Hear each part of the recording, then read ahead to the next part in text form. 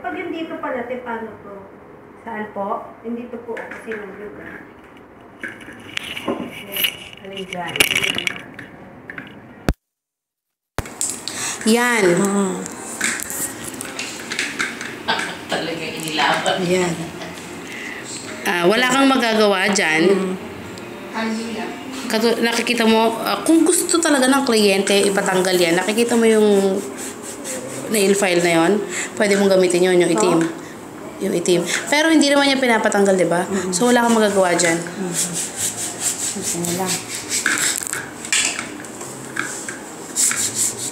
Huwag mong basain ang iyong food file kasi dry skin will not come out.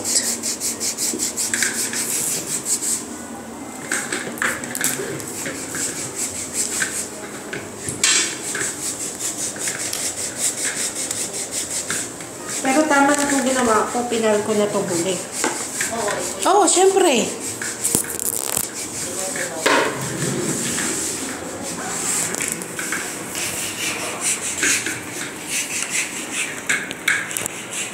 Sinasali yung sarili. Syempre naman. Hindi maganda itong pangkal. Hindi. Nate, bakit ko binigay niya sa amin? Pang practice lang yan eh. Hindi, itong nilagay niya doon. Amo na. Meron talaga yun eh. Tayo magagawa. Amo siya eh. Yan. Yan nga dating ginagamit namin eh. Bago na yung ginagamit namin, galing sa ano. Galing sa... Ito oh. Nakita mo to? Yan. Bago ka pumunta sa iba, punta ka muna sa taas. Sa taas ka muna. Wala yan. Wala siya dyan. Ito ang meron siya. Tirahin mo yan. Kailangan paanuhin mo yan. Nipisin mo. Kita mo kahit dito nakikita ko yung yung kaibahan eh. Ikaw naman ate, ano nangyayari dyan? Pwede na. Top coat na ba to? Top coat na yan. May improvement na ako. Sorry. Wala pa to ha. Wala pang top coat to. Sige, top coat mo. Extra yung daliri. Here, if you can see, Makikita mo ang mali dyan. we are not touching the skin if we are painting the nails. Ang dami nito Diyos. You need to seal.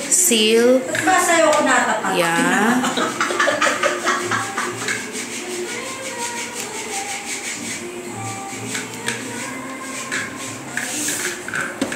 Atipuin mo na nga ito kung meron mo.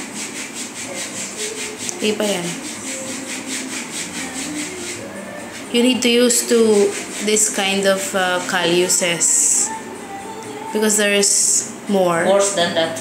Yes. Pwede bang ibigay niyo sa akin yung Callus treatment? Pero dati, hindi kami nagka-callus treatment. Talagang todo. At yan ang gamit namin.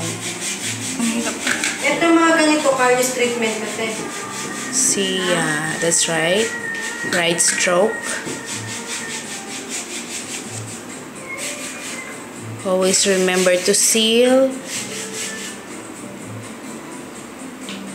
The light from my camera is very helpful, no ate? Kita ko.